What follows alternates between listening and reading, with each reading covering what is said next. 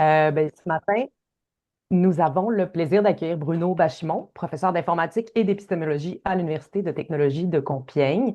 Ses travaux portent sur les enjeux de la connaissance, de la mémoire et des archives à l'ère du numérique. Il s'intéresse plus largement à la manière dont les supports techniques, comme les systèmes d'IA, façonnent notre rapport au sens et à la connaissance.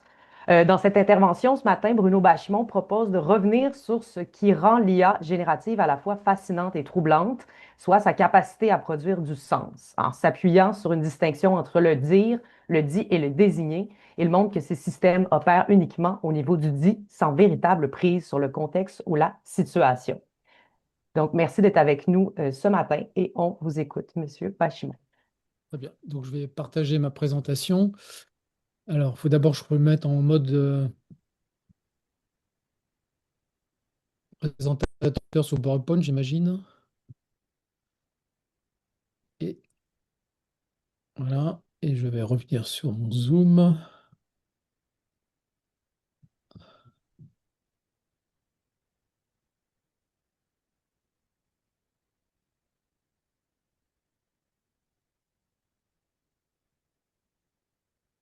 Est-ce que vous voyez?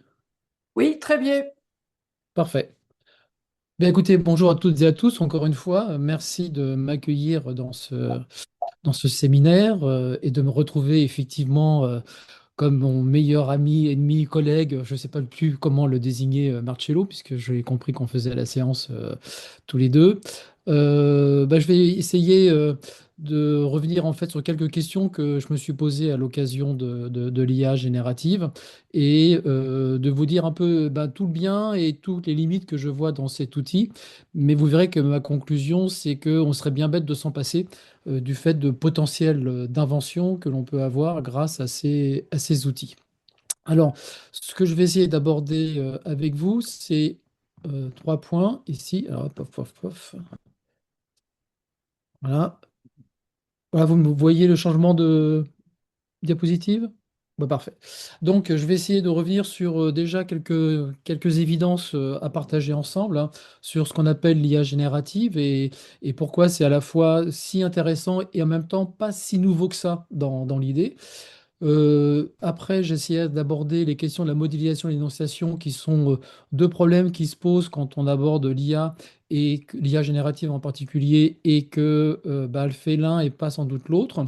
Et puis, je terminerai sur les conclusions qu'on peut en tirer et le positionnement qu'on peut donner à l'IAG comme étant un peu un concept qui est cher à Compiègne, plus un outil de suppléance qui permet de potentialiser nos capacités d'invention et de connaissance plutôt que comme un substitut ou un concurrent, comme parfois ça l'est présenté ça et là dans la presse. Alors, pour parler de l'IA générative, je vais revenir sur quelques préalable, hein, pour vous présenter l'idée générale de l'IA générative, même si je suppose que vous savez à peu près tous évidemment de quoi il retourne, mais histoire de partager un peu les mêmes idées, et surtout pour vous dire moi ce qui m'intéresse en fait dans cette IA générative. Et donc évidemment l'IA générative, une manière de la présenter, c'est qu'on peut dire que c'est une capacité d'inventer des données qu'on n'a pas et de pouvoir à partir de là créer en fait de nouveaux contenus. Alors, inventer les données qu'on n'a pas, c'est pas une chose qui est aussi triviale que ça en a l'air, parce que jusque-là, les outils d'IA, en particulier machine learning, deep learning, etc., étaient plutôt des outils de reconnaissance et de classification. En gros, ce qui les caractérisait, c'est qu'on avait une base d'exemples, hein, vous voyez ça à gauche, et on a X1 qui donne la réponse Y1, etc. Et ce qu'on voulait, c'est que l'outil apprenne à reconnaître des entrées et de pouvoir les classer parmi des classes soit qu'il a apprises lui-même, c'est l'auto-supervisé, ou qu'on lui a donné au préalable, c'est l'apprentissage supervisé. Mais dans tous les cas, il s'agit de catégoriser, de reconnaître une donnée et de pouvoir savoir à quoi on a affaire. Dans la génération, on déplace l'enjeu, où on dit que l'enjeu, c'est pas seulement d'avoir des données, c'est de pouvoir en créer de nouvelles qui ressemblent aux données qu'on avait déjà. Donc on part d'une base d'exemples et l'idée c'est de pouvoir, dans l'espace possible de tous les exemples, eh bien, être capable de engendrer des données qui se ressemblent, alors, au sens topologique de l'espace de représentation des données, hein, qui sont en similarité avec les données qu'on possède déjà. Donc, on reconnaît ici, c'est les points rouges hein, que vous voyez sur l'écran. Hein, hop, zut, voilà, je suis passé un peu vite. Voilà, les points rouges, et où on voit que c'est des données qui n'existaient pas dans l'espace de données, mais on les a engendrées de manière à ce qu'elles deviennent en quelque sorte indiscernables hein, de la, des données initiales. Alors, le principe, en fait, il est relativement simple hein, quand on y regarde. Je vais utiliser un exemple que j'ai trouvé, je trouvais excellent sur la chaîne YouTube que vous connaissez peut-être, Science Étonnante, hein, qui fait de très bonnes choses sur la physique. On parlait de physique quantique tout à l'heure. En fait, il fait beaucoup de choses c'est un physicien et qui fait beaucoup de choses, mais il s'intéresse aussi à l'IA. Et il prend l'exemple suivant que je trouve assez parlant, de dire, bah voilà, imaginez-vous que vous vous promenez dans la forêt et que vous êtes frappé de la corrélation entre la diamètre des arbres que vous voyez et la hauteur qu'ils peuvent avoir. Et donc, scrupuleusement, vous allez noter le diamètre des arbres que vous croisez et mesurer la hauteur correspondante. Donc, vous faites un beau tableau de données et une fois rentré à la maison, eh bien, vous vous dites, tiens, je vais les représenter dans un graphique et je m'aperçois que, tiens, c'est rigolo, ça ressemble à une droite linéaire, voire une fonction affine. Et donc, l'idée qui se pose, c'est de dire, bah, tiens, est-ce que je ne peux pas résumer l'information de mon tableau par une équation hein, qui va me permettre de retrouver toutes les données de mon tableau? Mais évidemment, en faisant ça, j'ai fait quelque chose de plus. C'est-à-dire que non seulement ça résume les données que j'avais déjà, mais ça me permet d'en trouver d'autres. Par exemple, je peux calculer la hauteur pour le diamètre de 30 qui ne fait pas partie du tableau que j'avais avant.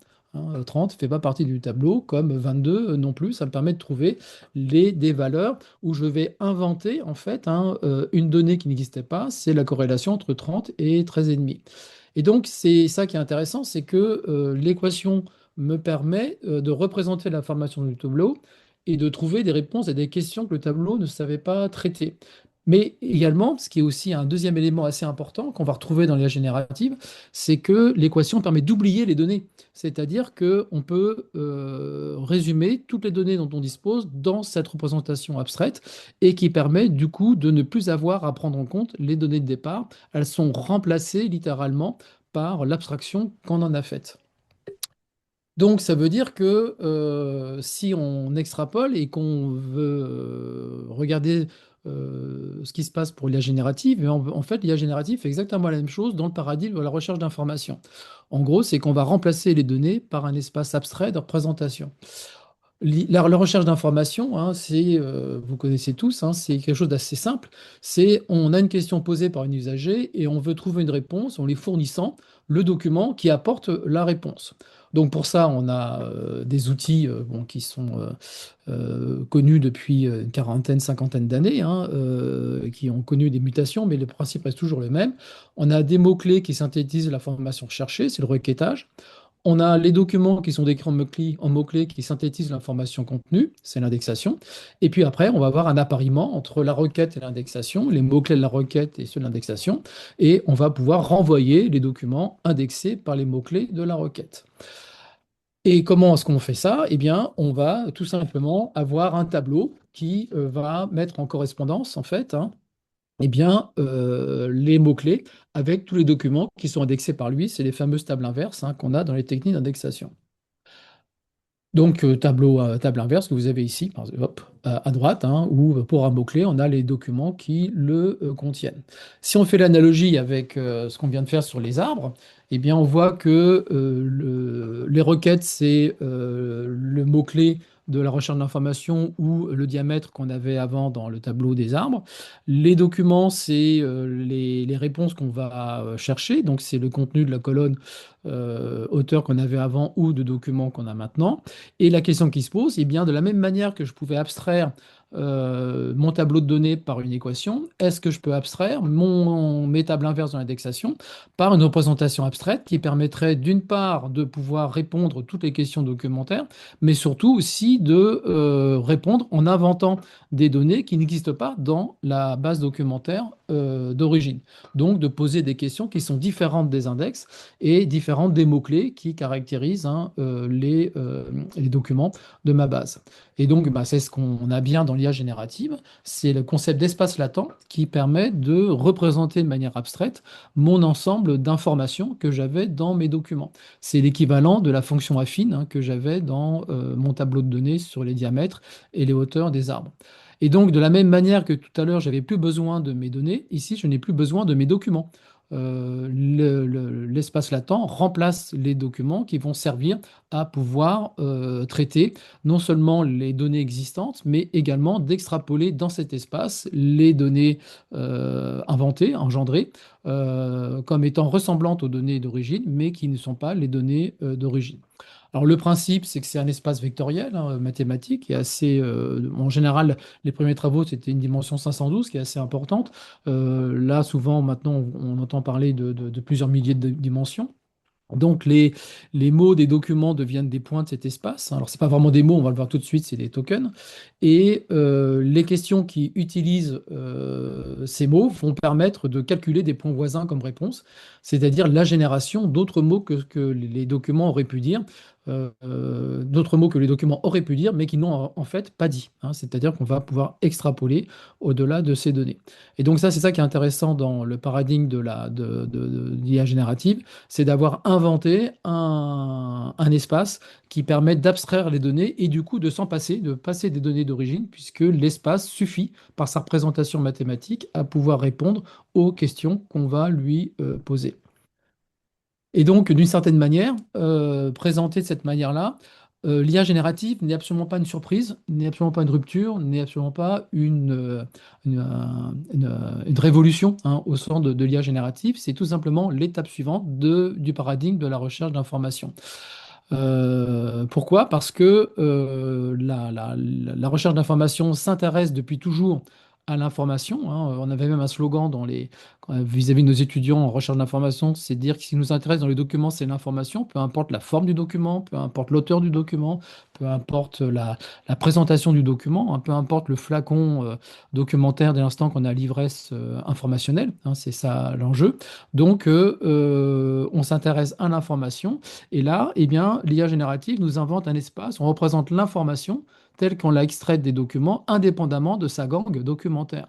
Et donc, d'une certaine manière, on a filtré, on a extrait, exactement comme du minerai documentaire, on a extrait le métal informationnel qui est le nôtre et qui permet du coup de pouvoir éliminer le matériau documentaire en tant que tel.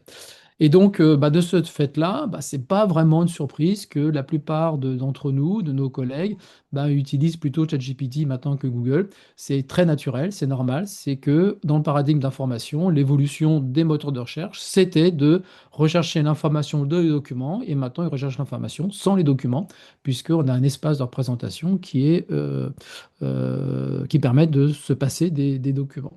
Donc, l'IA générative, de ce fait-là, c'est pas une innovation, c'est une innovation, mais c'est pas une rupture. Et en contraire, c'est une évolution très naturelle, très intelligente, très, très maîtrisée, hein, de ce qu'on faisait dans le paradigme de recherche d'information. Et je parle de l'IA technique, bon, vous avez reconnu le clin d'œil avec Simondon et Leroy-Gourhan, c'est que là, grosso modo, on est dans une tendance technique, en fait, qui est inaugurée depuis la recherche d'information de la fin du 19e siècle, où ce qui nous intéresse, c'est pas le document d'auteur, c'est pas le document dans sa matérialité iconique et voire démiurgique, hein. Ce qui nous intéresse, c'est l'information dont il est porteur, en ayant comme préalable, comme outil, c'est que l'information peut être un invariant entre les documents. Et donc, c'est cet invariant qu'on essaye de représenter dans l'espace latent, dans l'espace de représentation. Donc la rupture, c'était vraiment la charge d'information fin 19e siècle, hein, c'était ça la rupture par rapport au document. Et là, on est toujours dans cette révolution, dans cette lignée technique, hein, ouverte par cette rupture fin 19e siècle, hein. Bon, c'est pas pour ça que c'est pas important l'IA générative, mais attention, avant de dire que c'est la fin du monde ou l'ouverture d'un nouveau monde, bah non, en fait, ce monde informationnel, il existe depuis 150 ans, inauguré par la révolution industrielle dans des entreprises technologiques, hein. En gros, la sidérurgie et la chimie, hein.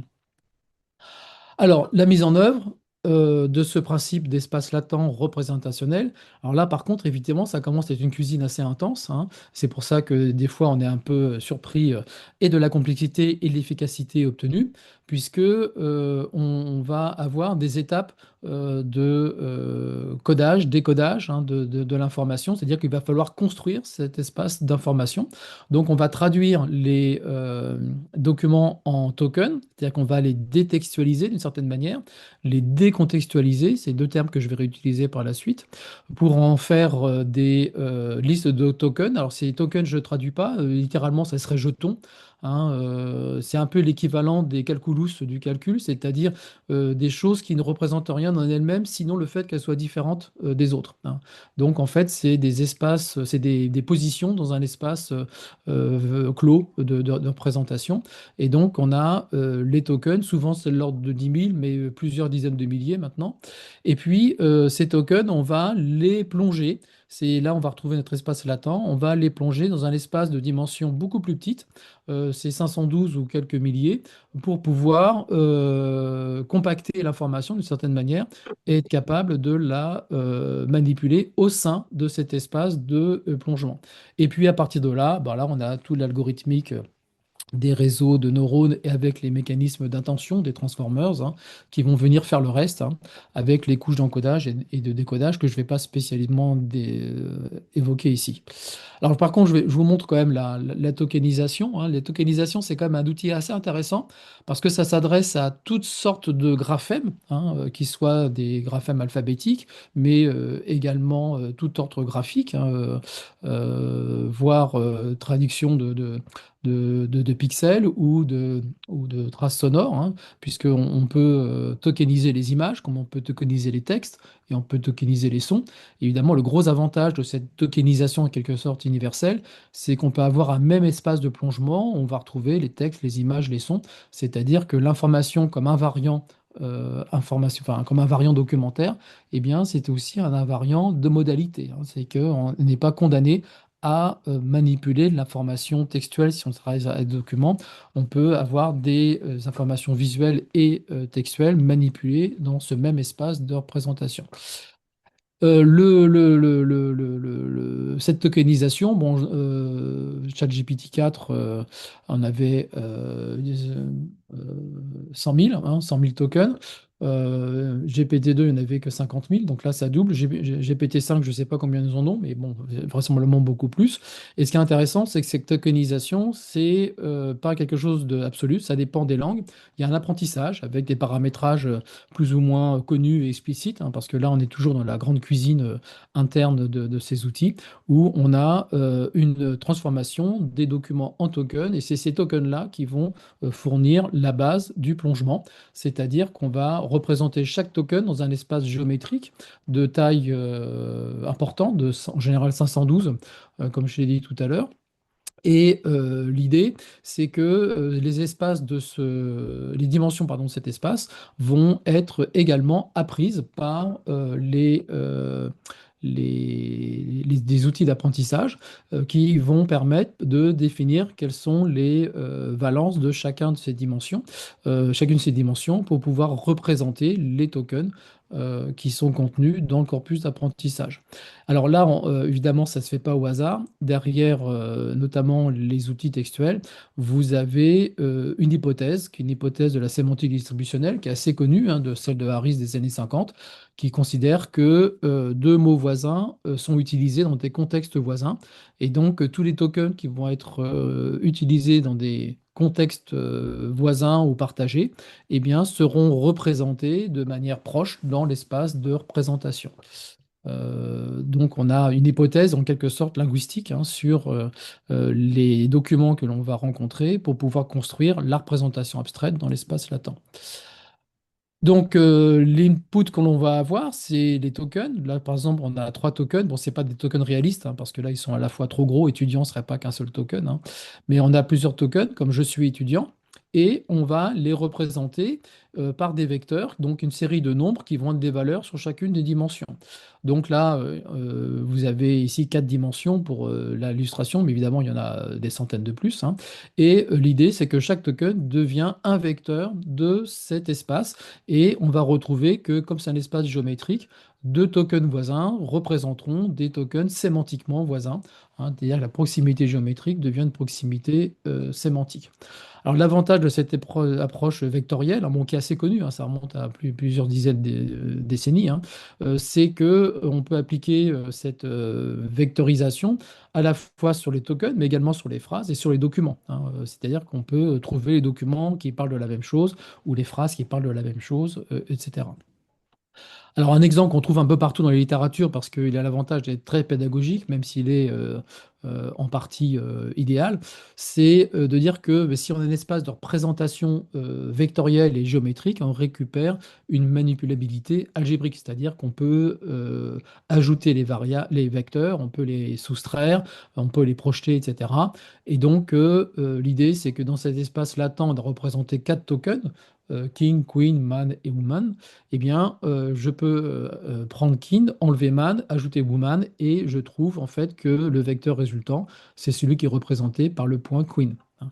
Donc en fait, on récupère une combinatoire vectorielle, puisqu'en quelque sorte, on a une isomorphie sémantique entre la langue d'une part et l'espace de représentation d'autre part. Ce qui nous donne évidemment des outils qui ont une plasticité et une capacité à répondre de manière pertinente, parce que justement, tous les points autour de King, ça va être du point de vue de l'espace latent, des points qui ont une proximité forte avec King. Et donc, on va pouvoir, si on sait les projeter par apprentissage sur le corpus de tokens et donc sur les mots du discours, eh bien, retrouver des mots voisins. C'est ce qui permet également aussi de passer d'une langue à une autre, parce que le point, il n'est pas propre à une langue, il est propre à une information. Et donc, si on a une information qu'on sait passer dans une langue donnée, eh bien, on récupère un output avec la langue désirée. C'est pour ça que, bah, du coup, c'est des outils qui marchent très très bien pour faire de la traduction ou qui sont indifférents en fait à la langue de requêtage. Alors, les premières conclusions auxquelles j'arrive ici, hein, qui sont rien de très très euh, surprenant, hein, c'est de dire que bah, du coup, on part de documents qu'on va oublier, c'est l'intérêt, hein. L'idée, c'est qu'on peut les remplacer par l'espace latent, et ces contenus vont être décomposés en tokens, c'est-à-dire en tokenisation, qui sont des éléments arbitraires obtenus par apprentissage, qui sont là pour coder le contenu et le reconstruire par combinaison. Alors, cet arbitraire n'est pas immotivé, hein, c'est-à-dire qu'il y a une hypothèse de sémantique distributionnelle qui permet de faire ce travail-là. Mais par contre, ce que l'on voit, hein, c'est que très clairement, dans ce mécanisme de tokenisation, eh bien, on a une perte du texte qui n'est plus présent dans l'espace latent, c'est une détextualisation. Aucun texte d'origine n'est considéré comme tel, c'est juste un sac à tokens. Et ce sac à tokens va nous permettre à comparer aux autres documents qui sont d'autres sacs à tokens, hein. Et puis, évidemment, on a une décontextualisation, c'est-à-dire que les proximités produites entre les tokens sont à l'échelle du corpus d'apprentissage, mais évidemment en dehors de tout contexte, c'est-à-dire ce qui accompagne les textes, hein. C'est-à-dire que on oublie toujours que le contexte n'est pas un texte, hein, et le contexte n'est pas une donnée. Et donc, de ce fait-là, eh bien, dès lors qu'on va s'adresser sur un corpus, ben, ce corpus est une textualité considérée sans son contexte, puisque elle devient son propre contexte à elle-même, hein. Et c'est ce qu'exploite l'IA générative. Elle considère que les textes sont des contextes mutuels les uns avec les autres, mais stricto sensu, ce ne sont pas des contextes d'écriture ni de lecture, ce ne sont pas des contextes au sens de la linguistique et de la parole, en fait. Alors, du coup, maintenant que j'ai planté ce petit décor, je vais en venir aux questions que je veux poser ici et qui ont été rappelées par Julie Michel dans son introduction. C'est les questions de la modélisation et de l'énonciation quand on va aborder des outputs ou des résultats de l'IA générative. Pour ce faire, je vais mobiliser un schéma très simple c'est de dire que dans les contenus, c'est-à-dire les expressions que l'on peut considérer, eh bien, il y a trois manières de les aborder en fonction du fait qu'elles sont le résultat d'un dire. Donc, il y a la performativité d'un dire, c'est une action de produire une parole. Ensuite, il y a ce qui est dit, donc c'est l'expression en tant que telle. euh, Comme objet matériel produit. Une parole qu'on peut enregistrer parce que c'est un signal euh, acoustique en tant que tel. Ça peut être une suite d'inscriptions sur le papier, ça peut être des pixels sur un document, etc. Le dit, c'est un objet matériel qui a vocation à véhiculer un sens. En tout cas, on va le mobiliser pour pouvoir l'interpréter en quelque sorte, hein. Et puis enfin, il y a le niveau du désigné. Le désigné, c'est le monde auquel renvoie le dit, hein, dans sa prétention à être un dit, c'est-à-dire de dire quelque chose, hein. Le dit qui dit quelque chose, c'est qu'il renvoie à un désigné, hein, c'est-à-dire qu'il a la prétention de d'écrire un monde et d'en dire quelque chose de plus ou moins vrai. Alors, sa prétention n'est pas forcément au rendez-vous, hein, c'est-à-dire qu'il y a une prétention de vérité qui n'est pas forcément un résultat pour le lecteur garanti, mais il y a toujours cette prétention de dire quelque chose à propos de quelque chose dès l'instant que l'on va dire. Donc, ces trois niveaux, hein, le désigné qui est le monde, le dit qui est l'expression, et cette expression est le résultat d'une action qui est le dire. Alors, ces trois niveaux, ça permet de faire trois remarques élémentaires. C'est de dire que le dire est un faire, c'est-à-dire que c'est une action, c'est un processus, c'est un déroulement. On va avoir le dit qui est une chose. C'est une chose parce que je peux la manipuler, je peux la transformer, je peux l'enregistrer, etc. Hein, par exemple, la parole, c'est une chose. La preuve, c'est que eh bien, des outils d'enregistrement peuvent s'appliquer à la parole. Et puis, le désigner, c'est le monde qui, du coup, lui, comprend tout, c'est-à-dire le faire et les choses. C'est-à-dire que dans le monde, il y a des actions et il y a des objets qui résultent ou sur lesquels les actions vont porter. C'est un tissage, en fait, entre les choses et le faire. Alors, pourquoi ça peut être après plus ou moins compliqué? C'est évidemment, on va avoir des tensions entre ces trois pôles, hein. C'est-à-dire que, premièrement, on peut dire qu'il y a une tension entre le dit et le désigné, hein, puisque dans le désigné, c'est le monde, il y a des choses et il y a du faire, mais il y a surtout des choses, et on a dit que le dit était une chose. Et donc, quel rapport y a-t-il entre les choses qui sont des mots, des dits, et les choses qui n'en sont pas? Alors, on va dire, en fait, c'est un mystère qu'on ne sait pas très bien gérer depuis que l'humain s'est parlé et qu'il a essayé de comprendre ce que parler veut dire et ce à quoi renvoie la parole. Et donc, on a bien repéré que quand on parle, il y a des relations entre les choses qui sont des dits, hein, c'est-à-dire que un mot en entraîne un autre, hein, et donc on a des relations syntagmatiques de succession. Et puis également, on pourrait même imaginer qu'il y a une combinatoire qui s'exprime dans les dits, dans ces choses qui sont des dits, et qui sont la combinatoire paradigmatique. Donc ça, c'est bien connu depuis Jacobson, et c'est la langue et son propre univers de choses, en fait, et qui a ses règles de transformation entre ces choses qui sont des dits. Par contre, on a beaucoup de mal à trouver des règles de correspondance qui soient de même type entre les choses qui sont des dits et les choses qui n'en sont pas, c'est-à-dire celles qui appartiennent au monde. Alors, on a même des points de vue assez radicaux. Là, je cite pour mémoire le point de vue de Peirce, hein, qui dit, de toute façon, les choses qui ne sont pas des dits, je m'en fous, hein. C'est-à-dire que chez Peirce, tout est signe, c'est-à-dire tout peut se ramener à des dits, et la chose qui n'est pas un dit, eh bien, c'est pas vraiment une chose, ça devient un habitus, ça devient une action.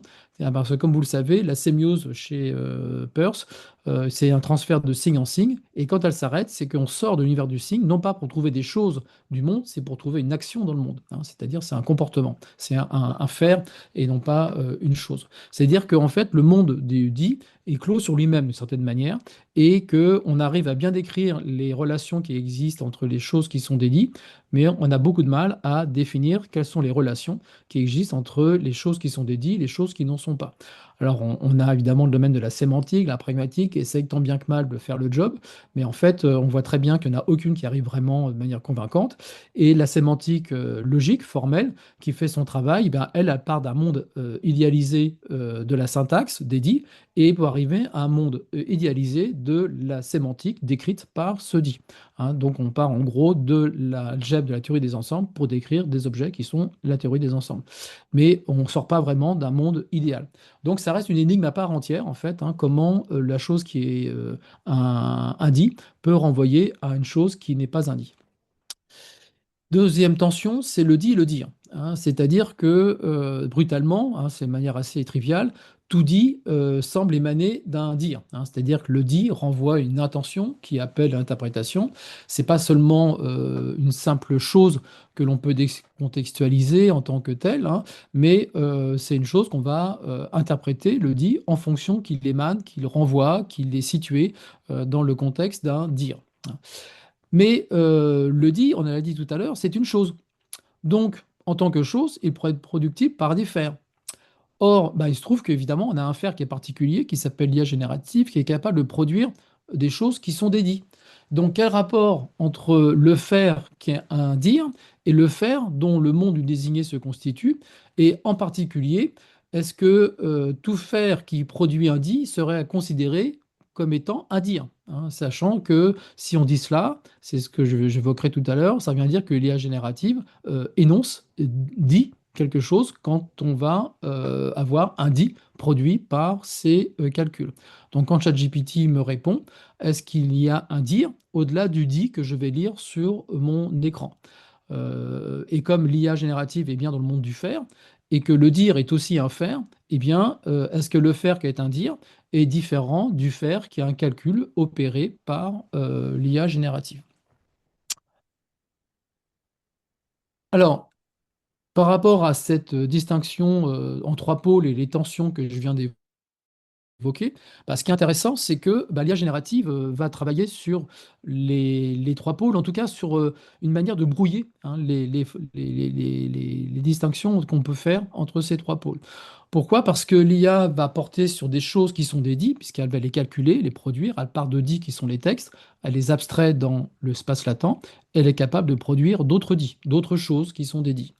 Et en même temps, ces dits, ces résultats, sont résultats d'un faire, hein, c'est-à-dire d'un faire calculatoire, assez complexe d'ailleurs, comme on a pu le voir, et qui est donc un processus. Donc, de ce fait, eh bien, puisqu'il y a des dits que l'on va lire, ou en tout cas considérer comme tels en résultat de ces IA génératives, eh bien, l'IA paraît émaner d'un dire. Le faire de calcul est assimilé au faire qu'est le dire. Et du coup, ça nous renvoie d'emblée à le problème de l'énonciation, c'est-à-dire on a un ça parle, hein, c'est-à-dire que on n'a pas un qui parle. Pour la première fois, on a en face de nous des objets qui nous parlent. Et donc, ça nous pose la question de savoir, au-delà du quoi qui parle, eh bien, est-ce qu'il y a quelqu'un qui parle, hein? C'est-à-dire qu'il y a une instance énonciative derrière le dit que je reçois comme dit, hein, c'est-à-dire comme disant quelque chose. Et s'il dit quelque chose, c'est qu'il les renvoie implicitement à un dire dont il serait le résultat. Donc ça, c'est le problème de l'énonciation. Et puis, on va avoir également un deuxième volet, c'est que les dits, en tant que dits, bah, prétendent dire quelque chose. C'est-à-dire qu'ils prétendent renvoyer à un désigné. Et donc, l'IA apparaît portée sur les choses hein, et donc de renvoyer au désigné.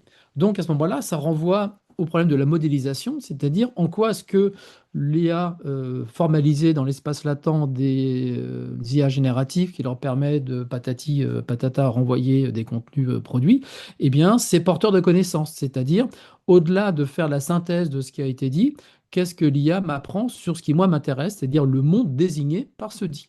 Donc, en gros, en quoi est-ce que l'IA est porteuse d'une connaissance sur le désigné, au-delà du dit hein, qu'elle est capable de manipuler. Alors, on va commencer par le problème le plus simple, hein, c'est celui de la modélisation. Alors, un modèle, c'est une notion qui a un sens assez précis, notamment dans le monde de l'ingénierie. C'est que le modèle, c'est ce qui est c'est une représentation que l'on peut utiliser à la place de ce qu'elle représente. Hein. Donc, par exemple, en ingénierie, on va faire une représentation numérique d'un avion où on va pouvoir tester le comportement de l'avion en utilisant son modèle numérique plutôt qu'en le faisant voler pour de vrai. Hein, donc ça, aujourd'hui, c'est des choses qui sont bien maîtrisées. Hein. Le Falcon 7X de Dassault n'a connu comme vol réel que ses derniers vols de qualification, hein, pour la certification. Jusque-là, tout avait été fait intégralement de manière numérique. C'est-à-dire tous les tests avaient été réalisés de manière numérique par le modèle numérique. Et donc le tout modèle, en fait, hein, se définit comme étant ce qui permet de répondre à la place du monde réel, parce qu'il en est le modèle, justement, c'est-à-dire une représentation calibrée, validée, et on interroge le modèle pour savoir ce que le monde dirait s'il était interrogé directement. Donc le modèle, il a toujours un champ de validité, hein, c'est-à-dire qu'on sait à partir de quand il nous dit des bêtises et à partir de quand on peut l'interroger. C'est tout le travail qu'en ingénierie on appelle la calibration, hein, qui permet de savoir ce qu'il en est. Par contre, le modèle n'est pas une théorie, c'est-à-dire que le modèle n'est pas une explication de ce qu'il représente, il en est la substitution expérimentale en fait, hein. Et souvent d'ailleurs le modèle est une intégration de différentes théories qu'on ne sait pas synthétiser en une théorie unique. Hein. C'est ce que connaissent bien les ingénieurs. J'ai une théorie thermodynamique de mon objet, j'ai une théorie électrique de mon objet, j'ai une théorie gravitationnelle de mon objet, mais par contre, j'ai pas de théorie qui est à la fois thermodynamique, électrique et gravitationnelle. Et donc pour ça, je vais bricoler un machin qui est en fait un modèle qui va permettre de faire des compromis, des approximations, des ajustements entre ces trois approches pour dire, bah, en fait, quand je vais interroger un objet qui est à la fois thermodynamique, gravitationnel et électrique, eh bien, je vais pouvoir interroger mon modèle. Alors évidemment, pour que cette approximation soit faisable, c'est faisable qu'à l'échelle d'un objet et d'une situation. C'est pour ça qu'on va voir le modèle d'une turbine, le modèle d'un réacteur, le modèle d'une interaction, etc. Mais on n'aura pas un modèle de la totalité, hein, de l'univers à ce niveau-là. On peut avoir un modèle cosmologique de l'évolution de l'univers, mais du point de vue de la physique des particules, par exemple, ou l'astronomie. Mais on n'aura pas un modèle de l'univers qui comprend tout ce qu'il contient. Donc le modèle, par essence, est toujours local, en fait, hein, alors que la théorie se veut globale par rapport à une échelle de phénomènes. Théorie du vivant, théorie du mouvement, théorie de la chaleur, etc. Alors, l'IA, de ce côté-là, eh bien, est-ce que c'est un modèle? Alors, ce qui est intéressant, c'est que la réponse est oui et non, hein. C'est-à-dire que l'IA n'est pas un modèle du désigné de manière évidente, puisque l'IA ne construit pas un modèle du monde qu'on peut interroger en lieu et place du monde. Pourquoi? Parce qu'il n'a pas été calibré en fonction de sa véracité. Il n'a pas été entraîné par rapport à sa véracité. En revanche, ce que l'IA est parfaitement, l'IA générative, c'est à travers son espace latent, c'est une modélisation de tout ce qui a déjà été dit. Hein, c'est-à-dire des textes et des contenus, hein, ou des images, etc., qui ont servi à l'apprentissage du modèle latent. Et donc là, à ce moment-là, eh bien, on voit très bien que c'est ce que j'ai évoqué au départ, c'est que l'IA permet d'interroger le modèle des documents, le modèle documentaire qu'est l'espace latent, en lieu et place des documents. Hein, c'est en ça que c'est une modélisation qui fait suite de manière très logique avec la recherche d'informations. C'est que là, on a construit un modèle et un modèle qui me permet de me passer des documents dont il est le modèle. Hein, c'est-à-dire que je peux répondre à des questions sans consulter les documents, mais en ayant l'abstraction de l'espace latent. Et donc, de ce côté-là, on peut dire que l'IA générative est une excellente modélisation. Hein, c'est-à-dire que ça marche plutôt très bien de pouvoir interroger le modèle plutôt que les documents. Par contre, évidemment, comme il invente les données qui n'existent pas dans les documents, eh bien, on retrouve les problèmes bien connus d'hallucination, etc. Parce que c'est cohérent d'un point de vue informationnel, mais par contre, ce n'est pas avéré du point de vue du monde du désigné et du monde du documentaire. Donc, en fait, l'IA invente des documents qui n'ont jamais existé dans sa base, et c'est normal parce qu'elle est faite pour ça. Hein. Elle est faite pour pouvoir inventer des données, et nous, on est effrayés parce que ces données inventées ne sont pas des modèles du désigné. Mais c'est normal parce que l'IA n'a jamais été entraînée pour faire ça. Hein. C'est poser des questions que l'IA ne peut pas traiter, puisque c'est un modèle excellent des documents. Donc, c'est souvent ce que je dis à mes étudiants, hein. Si vous voulez savoir ce que n'importe quel crétin de base sait sur une question, et a déjà dit sur cette question-là, bah, utilisez ce GPT, il vous fait la synthèse de la connaissance documentaire disponible. Hein. C'est Bouvard et Pécuchet. Un Bouvard et Pécuchet de la documentation, c'est-à-dire c'est une encyclopédie qui répond sur ce qui a déjà été dit, mais par contre, évidemment, qui n'interroge pas le désigné en tant que tel. Donc, c'est réponse à la première question qu'on s'est posée. C'est pas un modèle du désigné, mais par contre, c'est un excellent modèle du document. Alors évidemment, c'est troublant parce que bah, nous, on ne peut pas s'empêcher de lire les documents, voilà, les productions d'IA générative comme des dits, c'est-à-dire des choses qui se rapportent au monde. Et donc, rappelez-vous Platon dans Phèdre, hein, ce qu'il dit, ce qui est bien dramatique dans l'écriture, c'est que l'écriture, ce qu'elles disent, c'est comme si elles pensaient à ce qu'elles disent, c'est-à-dire comme si elles étaient l'auteur ou les penseurs, hein, de ces réflexions que l'on va lire et coucher par écrit.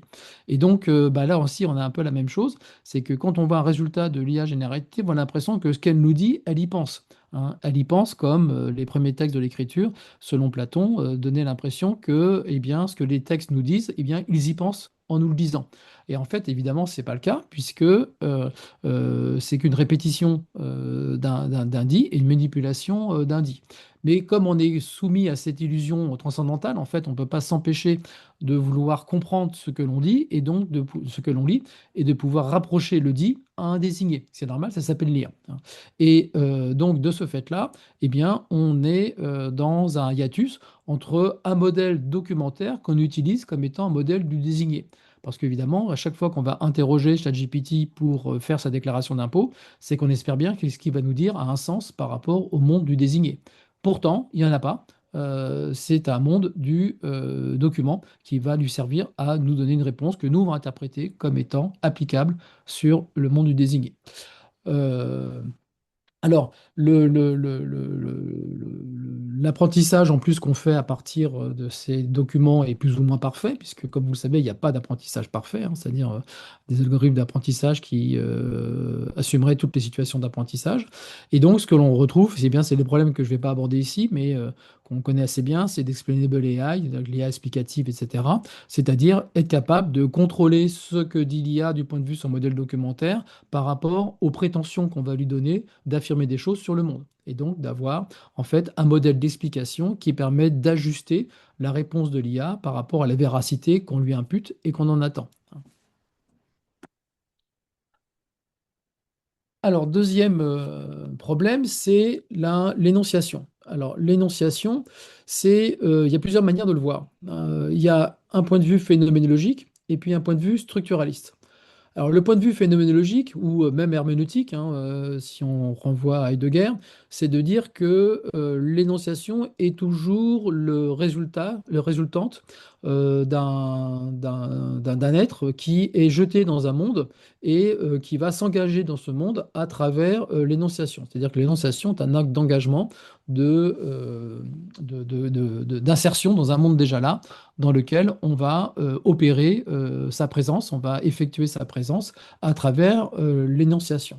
Donc l'énonciation est toujours en situation, l'énonciation est toujours en posture contextuelle, est toujours en contexte, en situation, et donc est le propre aux êtres qui ont un déjà là et qui sont jetés dans une situation qui les précède. Et puis on va voir le point de vue structuraliste qui est très présent dans les travaux classiques de linguistique, comme Grémas et compagnie, hein, où on considère que l'énonciation est une structure, c'est-à-dire c'est une structure signifiante, voulant dire ici que c'est une configuration de signes qui fait système. Donc, comme Maria Giulia Dondero, une collègue à nous, sémiologue à Paris ou à Liège, elle dit, voilà, c'est l'énonciation comme adresse, comme médiation langue-parole et comme praxis. Donc, c'est une pratique, en fait, des structures et des règles entre les différents signes qui vont correspondre à un espace de présentation, un espace de structuration qui est, par exemple, le document, le texte, l'image, etc.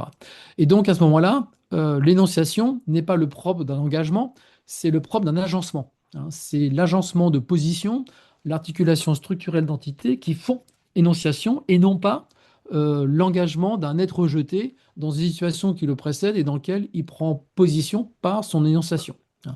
Donc là, de ce point de vue-là, eh bien, on a deux postures qui vont se dégager. C'est-à-dire que si on a une approche structuraliste comme celle que je viens d'évoquer, eh bien, on va pouvoir dire que l'IA générative a bien une posture initiative, parce que qu'est-ce que fait l'IA générative? C'est qu'elle construit des symboles dans un espace de présentation. Hein. Il y a un jeu, un jeu dans lequel on a effectué des manipulations de tokens entre eux. Et ce jeu est l'exposition d'un résultat qui est donc une énonciation, puisque c'est un nouvel agencement qui est proposé par le calcul de l'IA générative. Et donc, de ce fait-là, l'IAG a bien une posture énonciatrice, hein, en tant que telle, puisqu'elle produit un agencement nouveau. Je reviendrai tout à l'heure. D'ailleurs, on peut même y voir une créativité, hein, pour faire un peu le lien avec ce que sans doute Marcello va aborder, mais une créativité propre à l'énonciation structurale de la machine comme agencement dédié. En revanche, si on insiste davantage sur la notion d'engagement et non pas d'agencement, eh bien, l'IA générative ne peut pas énoncer parce qu'il n'y a pas d'engagement de sa part. L'IA générative n'a pas de monde, l'IA générative n'a pas d'être jetée. L'IA générative n'a qu'une situation abstraite de calcul sur laquelle elle donne un résultat de manière abstraite dans une situation qui est celle de l'utilisateur, mais qui n'est pas celle du corpus du modèle d'apprentissage qui, lui, est à l'échelle d'un corpus documentaire. Donc, les deux points de vue, en fait, se valent. Simplement, on met pas la même notion derrière l'énonciation. Donc, il y a une homonymie, en fait, hein, dans cette notion d'énonciation. Hein, l'énonciation comme engagement ou l'énonciation comme agencement. Alors, comment est-ce qu'on peut se positionner par rapport à ça? Euh, du coup, je vais revenir un petit peu sur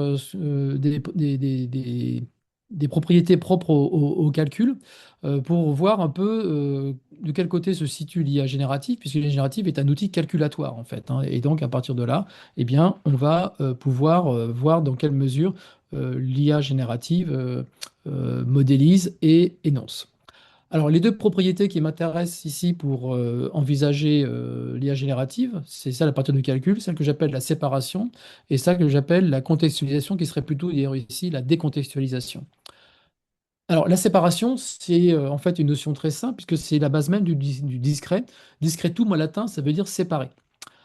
C'est-à-dire qu'on a du calcul à partir du moment où on a déjà séparé des entités que l'on veut manipuler, c'est-à-dire déplacer dans un espace de manipulation, comme on fait un boulier, comme on a des cailloux dans la main qui vont nous servir à compter le troupeau qui est dans les tables, etc. Donc, d'une certaine manière, le calcul ne peut opérer qu'à partir du moment où il a du séparé dont on peut se saisir et donc que l'on peut prendre avec la main et pouvoir assembler, agencer dans un espace de positionnement de ces tokens, de ces calculs, de ces entités. Comme je le rappelle sur le slide, hein, calcul, ça veut dire caillou, hein, donc c'est un token en fait, hein, c'est-à-dire c'est des choses que l'on peut poser dans un espace et c'est la position dans cet espace qui vaut valeur, hein, pour ce token et c'est en ça qu'on va le manipuler. Donc dans le boulier, quand vous avez déplacé certaines billes, ça vous donne une dizaine que vous pouvez encore manipuler, etc., etc. Donc on va avoir cette séparation qui est la condition de possibilité du calcul. Le calcul ne peut opérer que si déjà on a séparé. Donc ça, c'est intéressant dans la mesure où si le calcul ne peut porter que sur du séparé, ça veut dire que la séparation était calculable, hein. C'est-à-dire que le fait de séparer le monde en tokens, c'est une opération non calculable, non assumable par le calcul. Donc une entité calculatoire ne peut pas avoir de monde, hein, puisque tout simplement, elle suppose qu'il y a des tokens qui soient déjà là, qui sont déjà le résultat d'une séparation, c'est-à-dire fait par quelqu'un qui appartient dans le monde, hein. Donc le calcul n'est pas une entité qui ne peut pas être jetée parce que le calcul est forcément, eh bien, dans l'univers d'une séparation qui a été faite entre entité et entité vis-à-vis du monde, hein. Euh, c'est un peu la notion de nombre, hein. Pourquoi est-ce qu'on a des nombres entiers? C'est parce qu'il y a des choses qu'on manipule dans la main une et dans la main deux, hein. C'est pour ça qu'on a des nombres entiers à ce niveau-là. Donc là, c'est cette même idée, hein, c'est-à-dire que une machine calculatoire ne peut pas avoir de monde, ne peut pas être jetée dans la mesure où Être jeté, c'est être exposé à un monde qui n'est pas déjà séparé. Et vouloir faire du calcul, c'est être dans un monde qui est déjà séparé. Et donc le passage du non séparé au séparé, c'est ce qu'on appelle la formalisation, hein, et la formalisation n'est pas un processus calculable, donc qui n'est pas effectuable par la machine. Ce qui veut dire que ce qui va être important, donc on va aborder l'agencement, hein, c'est que l'être jeté préalable au calcul, il est non séparable, il est non séparé, et enfin il est séparable mais il est non séparé et il est non calculatoire parce qu'en fait c'est un milieu dans lequel nous sommes déjà inclus, nous sommes déjà impliqués et on en fait partie. Et donc on n'a jamais de point de vue global de ce milieu qui permettrait d'en avoir une formalisation unique et ultime. C'est-à-dire que le fait qu'on soit impliqué dans un milieu qui nous englobe fait que cet univers est séparable, mais en même temps, il n'est jamais de manière unique ni définitive. C'est-à-dire que toute séparation devient en fait une approximation, un local fermé et clos sur lui-même par rapport à un milieu qui lui est ouvert et non clos.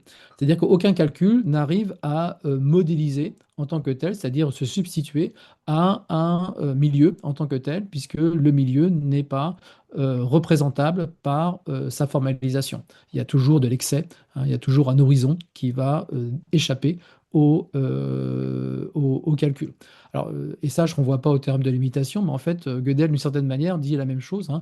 C'est-à-dire que dès l'instant que vous avez un système formel qui va représenter au-delà de lui-même, eh bien, il est incomplet, hein. Donc, dès l'instant que vous avez un système formel qui sert représenter l'arithmétique, il y a des vérités arithmétiques qui lui échappent. Donc la formalisation n'est jamais complète en fait, hein, d'une certaine manière, et on retrouve ça de manière plus phénoménologique en disant qu'il n'y a aucun calcul qui rend compte d'un milieu, parce qu'il ne sait pas rendre compte de l'horizon. Alors, évidemment, dans le fil de ce que je viens de dire, eh bien, on comprend que la machine étant une clôture opérationnelle calculatoire, eh bien, elle n'a pas de milieu, c'est-à-dire qu'en gros, elle n'a pas d'ici et d'ailleurs, elle n'a pas d'horizon, c'est-à-dire un horizon dans lequel les données se détachent et qui n'est lui-même pas une donnée. La machine n'a que des données. Donc, elle a des données de capteur, qui n'est pas une perception. Un capteur n'est pas un outil de perception, c'est un outil de captation, c'est-à-dire de transformation en données de signaux qui sont physiques pris sur l'environnement, qui n'est pas un milieu pour la machine. On a des données de situation, on a des données sociales, mais qui ne sont pas des données d'interaction avec le social, de rencontre avec autrui, mais qui sont uniquement des données d'interaction, c'est-à-dire une formalisation, une séparation, hein, qui permet de rendre possible la manipulation. Donc, la séparation, condition de possibilité de calcul, est incalculable, comme je viens de le dire. La séparation ne peut avoir lieu qu'en contexte, et la machine n'a pas de contexte. Elle repose sur la séparation et ne peut en être le principe. Donc, du coup, puisque l'IAG repose sur une machine à calculer, puisqu'elle est qu'un procédé de calcul, eh bien, elle ne peut envisager un monde que s'il est déjà séparé, c'est-à-dire que, elle ne peut travailler que, par exemple, sur le monde des textes, qui sont déjà un monde séparé en documents, en graphèmes, etc. Et en tant que tel, elle ne peut travailler pas directement sur le monde, mais sur un modèle du monde qu'on lui aura déjà donné sous une forme tokenisée, hein, sous une forme particulière. Et donc, l'IAG ne peut être un outil spéculaire sur elle-même, c'est-à-dire elle ne peut que réfléchir en données ce qu'on lui a déjà donné sous forme de données. Si l'IAG parle, c'est pour répéter ce qui a déjà été séparé et pour produire de la nouvelle séparation en tant que telle, mais pas un engagement dans un milieu. Ce qui m'amène gentiment vers ma conclusion, puisque je vais me faire rappeler à l'ordre par René dans pas longtemps. L'idée, c'est que du coup, l'IAG n'est pas une modèle du monde parce qu'elle n'a pas de monde. L'IAG n'est pas un engagement dans le monde parce qu'elle n'a pas de milieu, elle n'a pas de monde non plus. Donc l'IAG, en revanche, peut nous servir de suppléance à nous qui sommes dans un monde et qui avons un monde. Donc, il n'y a pas de modélisation d'énonciation dans l'IAG, mais par contre, il y a quelque chose qui est très intéressant, c'est qu'il y a un travail sur les travails d'entités déjà séparées qui sont agençables en fait ad libitum. En fait, c'est ça l'intérêt de cet outil. Donc, on a bien un modèle de contenu qui s'élabore, parce qu'il n'y a pas de modèle du monde, certes, mais il y a un modèle de contenu, un modèle d'entités séparées qu'on va réagencer à l'infini dans ces calculs. Et on a bien une performance, c'est-à-dire qu'on a bien un faire qui se programme et qui s'exécute. Donc on a un modèle du dit, un protocole pour interagir avec un dit, mais par contre, on n'a pas l'énonciation d'un dire et on n'a pas le modèle du désigné. Donc, tout ce qu'on a dit, en gros, c'est dire que c'est un fantastique outil de modélisation de ce qui a déjà été dit. C'est déconnecté d'un dire ou d'un désigné, hein. Et donc, c'est un nouveau dit qui est produit par réagencement d'un dit décontextualisé et détextualisé pour en faire un nouveau. Mais il n'y a pas de désignation, zut, il n'y a pas d'origine et il n'y a pas d'énonciation. Mais en fait, bon, du coup, on va dire, bah, en fait, c'est un discours qui est assez sévère pour l'IA générative. S'il n'y a pas tout ça, c'est qu'il n'y a pas grand-chose. Mais en fait, c'est pas forcément si problématique que ça, parce que cette critique que l'on peut faire à l'IAG, on peut la faire en fait à tout système d'expression, en fait, hein. Parce que si on prend la critique que l'on fait à l'IAG, c'est de dire c'est une détextualisation. Donc ça, c'est pas bien, parce que quand on va défaire quelque chose, c'est que c'est contre le faire qui l'avait construit. Et donc, il faudrait retrouver le texte derrière la manipulation de l'IA générative. Mais en quoi est-ce que le texte est l'entité qui serait le gage du sens et le texte serait le gage de l'énonciation fidèle, conforme à la production de sens et à sa réception? En fait, la textualité n'est pas plus originaire que le calcul, qui n'est même plus originaire que la parole, et la parole n'étant elle-même pas l'instance la plus originaire de la pensée. C'est-à-dire qu'on n'a toujours que des expressions, hein, de quelque chose, d'un vouloir exprimé qui est en retard, en décalage, en défaut, en incomplet, par rapport à un fond qui n'en finit pas d'être exprimé, de se réexprimer, dont l'identité est évanescente et qu'on n'arrive jamais à totalement assigner. Et donc, l'enjeu, c'est pas à travers l'IA générative de déplorer une totalité fautive et de vouloir la restaurer ou en construire une autre totalité que celle du discours. C'est pas une faute irrémédiable, hein, faut pas condamner l'IA pour ça. En revanche, comme tout système d'expression qui est infidèle, incomplet, temporaire, etc., il faut construire une culture. C'est-à-dire qu'en gros, la parole a inventé la rhétorique. Avec l'écriture, on a inventé la littérature, la littératie, la textualité, la culture lettrée, etc. Eh bien, en fait, il s'agirait peut-être d'inventer une culture, une épistémologie de la donnée qui permet de s'emparer de ce nouveau système d'expression pour exprimer, justement, pour pouvoir construire une nouvelle logique de contenu. Donc, si Bonjour, l'IA... Bruno. Pardon de t'interrompre. C'est vraiment un crève-cœur de t'interrompre parce que c'est tellement passionnant. J'ai deux slides de terminer. Je dois vraiment, oui, parfait. Donc, parce Voilà. qu'on a tout le temps pris là, sur ta conférence. Voilà, Merci. j'ai juste 2 minutes. Donc l'IA extrapole à partir des documents et du coup par ce réagencement et par cette logique culturelle que je viens d'évoquer, eh bien on voit que le réagencement peut devenir un prétexte à créativité, mais en fait comme tous les systèmes d'expression, en fait qui nous permet de trouver nous en tant que être vivant plongé dans un milieu, de pouvoir produire et inventer du sens grâce à ce réagencement qui correspond à quelque chose qu'on n'a peut-être jamais dit, qu'on n'a jamais pensé, qu'on n'a jamais rencontré avant. Alors ça, en même temps, c'est pas très nouveau non plus, hein. Si vous pensez à la musique acousmatique, à l'Oulipo, eh bien, c'est ce que les gens ont inventé à partir de systèmes d'expression déjà là. Alors les fameuses conclusions à laquelle j'arrive, donc l'IA est un outil de synthèse de contenu, comme je l'ai déjà dit. Ça produit donc des contenus sans lien avec un dire ni un désigné. Ça reste à la charge interprétative de l'utilisateur. Et donc, l'IA va fonctionner comme un outil de suppléance, hein, plutôt qu'un outil où on va avoir peur qu'il énonce à notre place ou qu'il connaisse à notre place, hein. En revanche, la conclusion sur laquelle je voudrais terminer, c'est de dire que c'est une suppléance, donc il serait dommage de s'en passer. Et en plus, c'est une suppléance qui serait étrange de critiquer parce qu'en fait, les critiques qu'on lui fait, c'est les critiques qu'on pourrait faire à tous les systèmes d'expression dont on dispose, y compris l'écriture, la littérature, etc. C'est qu'elle n'est jamais originaire, elle n'est jamais fidèle à l'attention, jamais conforme à la réalité, mais en revanche, puisque c'est un dit qu'on va recevoir comme tel, c'est toujours porteur via notre réception, en fait, d'un dit qui fait accéder à une vérité sur le désigné et à l'énonciation possible par notre reprise dans un nouveau dire. Et donc, en fait, l'IA est un très très bel outil pour relancer l'inventivité expressive, mais qui reste à traduire en culture autour de cette nouvelle manipulation de l'expression. Et là, ce coup-ci, j'ai terminé, c'est promis.